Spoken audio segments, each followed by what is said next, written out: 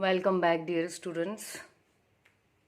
आज का जो टॉपिक है वो बहुत ही ज़्यादा रिक्वेस्टेड है, तो फिर मैं उसको डिनाई नहीं कर पाई और मुझे आज ही टाइम मिला है, इसलिए मैंने पहले भी नहीं बनाया ये वीडियो। तो आज हम बात करने वाले हैं स्टैटिस्टिकल मेथड के जो टॉपिक्स इम्पॉर्टेंट हो सकते हैं from exams point of view. But again मैं ये कहूँगी कि सिर्फ इन्हीं टॉपिक्स पर डिपेंडेंट बिल्कुल मत रहना, ठीक है। इन टॉपिक्स को स्किप मत करना, बट आपको दूसरी चीज़ें भी पढ़नी है, क्योंकि ज़रूरी नहीं है कि आपको पूरा का पूरा जो पेपर है वो एज इट इज़ आए, ठीक है। चलिए, तो अगर हम यूनिट वाइज बाद में बात करेंगे, पहले हम ओवरऑल टॉपिक्स को डिस्कस कर लेते हैं जो इम्पोर्टेंट है आपके। तो यदि हम इसमें बात करें, देन एक तो आपको ये पता होना चाहिए कि एस्टिमेटर्स क्या होते हैं। व्हाट इज एस्टिमेटर्स, उनकी प्रॉपर्टीज,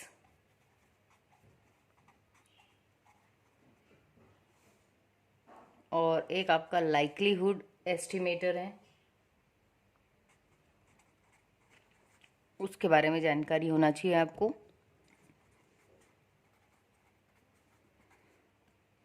क्योंकि ये आया हुआ है not only in our college but also in DAVV की जो एग्जाम्स है उसमें भी पूछे हुए हैं ये क्वेश्चंस, ठीक है। देन यदि हम बात करें तो आपका क्रैमर राव इनइक्वालिटी, ये भी आपको पता होना चाहिए।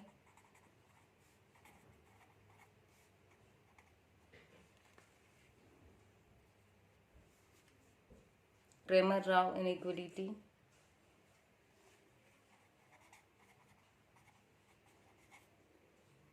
ठीक है। और फिर यदि हम बात करें तो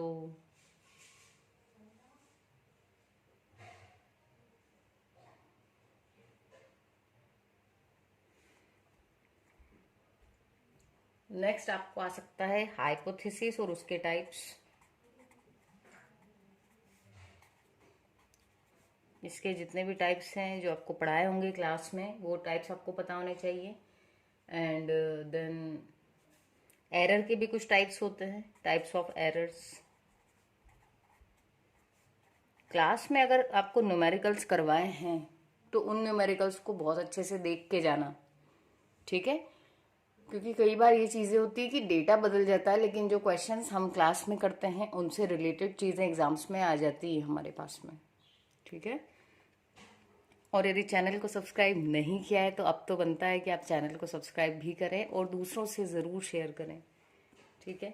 तो चलिए हम आगे बात करते हैं। नेक्स्ट है आपका नेमिंग पियर्सन्स फंडामेंटल लेमा, ये भी आपको पढ़ना है।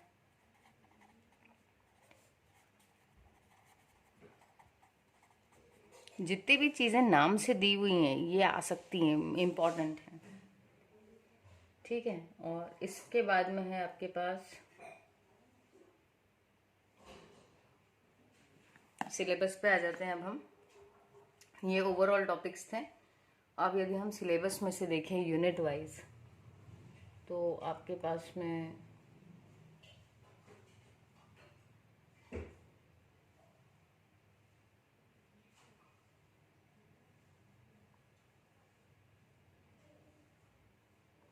ये रहा स्टैटिस्टिकल मेथड। इसमें आपकी जब यूनिट वाइज बात करते हैं, हो सकता है ये टॉपिक्स ऑब्वियसली रिपीट होंगे इसमें भी।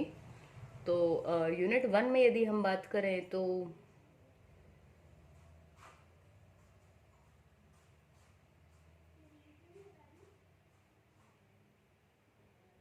इसका जो हमने ये ले लिया है एस्टिमेटर्स, लाइक्लीहुड एस्टिमेटर और क्रैमर राव इनइक्वालिटी, ये दोनों आपके यूनिट 1 से हैं ये टॉपिक्स, ठीक है।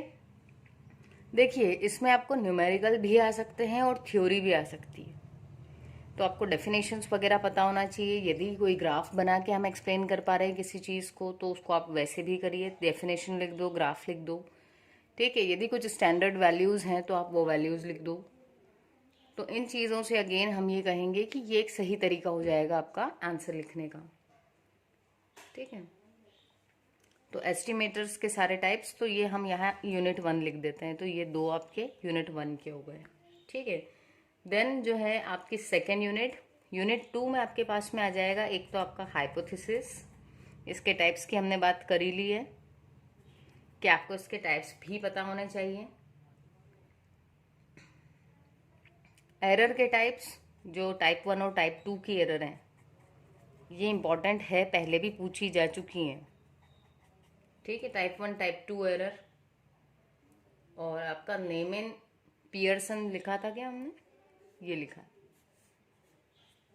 तो अगर इसको आपको प्रूफ के साथ करवाया है तो पॉसिबिलिटी है कि ये आपको 11 नंबर में आ जाए सी सेक्शन में। ठीक है, सो इसको आपको अगर विथ प्रूफ करवाया है जैसा कि सिलेबस में दिया है तो आपको इसका प्रूफ भी पता होना चाहिए। और यदि कम मार्क्स में आता है तो उसके लिए आपको इसकी एप्लीकेशंस भी पता होनी चाहिए। किसकी? ये जो नेमेन पियर्सन है। ठीक है, उसके बाद जब हम आ जाते हैं अगर यूनिट 3 पर, तो थर्ड यूनिट में है हमारे पास टेस्ट ऑफ सिग्निफिकेंस। ये इसका टॉपिक टाइटल ही है इस यूनिट का। सो बीटा गामा डिस्ट्रीब्यूशन और उनकी प्रॉपर्टीज आपको पता होनी चाहिए। राइटिंग खराब हो रही है मेरी। डिस्ट्रीब्यूशन और उनकी प्रॉपर्टीज। ठीक है, और यदि हम बात करें तो इसमें आपको क्या पता होना चाहिए?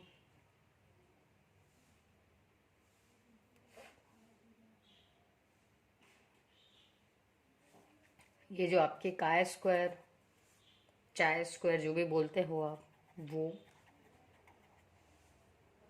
टी, एफ और जेड डिस्ट्रीब्यूशन और इनके टेस्ट। यदि मान लो आपको सभी के टेस्ट नहीं आ रहे हैं तो भी आपको एटलीस्ट इनमें से कोई 3 के टेस्ट तो पढ़ना ही है।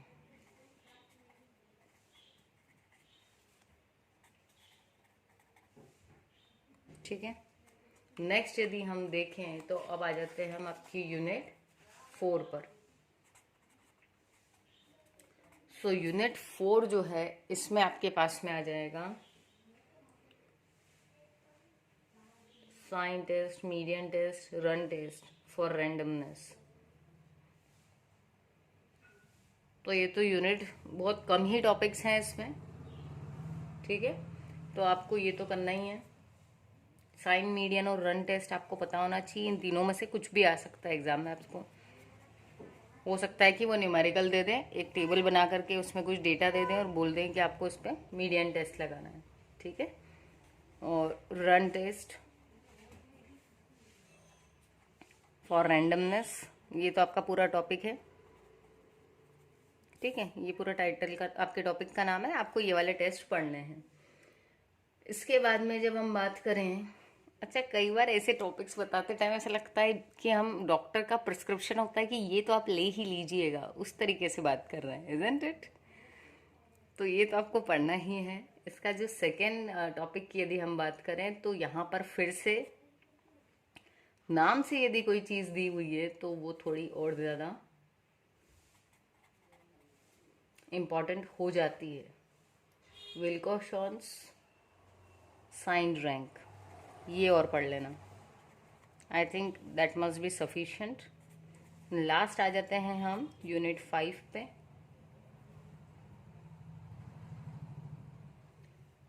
और यूनिट 5 में हम बात करेंगे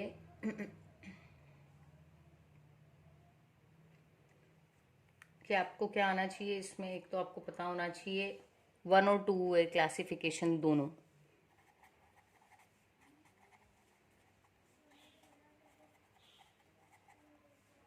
ठीक है, और सेकेंड में आ जाएगी आपकी randomized block and Latin square design. So I think इतना अगर आपने पढ़ लिया तो आपका पेपर बहुत अच्छा जाएगा एंड आई विश कि सबका पेपर अच्छा जाए। बाकी इसके अलावा भी पढ़ लेना गाइस। ठीक है, और चैनल को ज़रूर सब्सक्राइब करना है, दोस्तों के साथ शेयर करना है और क्योंकि टाइम नहीं था इसलिए मैंने इतने दिन अटैम्प्ट नहीं कर पाई है आपका वीडियो, बट जब मैंने देखा कि ज़्यादा ही स्टूडेंट्स इसके लिए अवेटेड हैं तो फिर आई थॉट कि यार टाइम निकाल के हम वीडियो बना ही देते हैं। सो आई होप कि ये वीडियो आपके लिए हेल्पफुल हो। मिलेंगे अपने नेक्स्ट वीडियो में।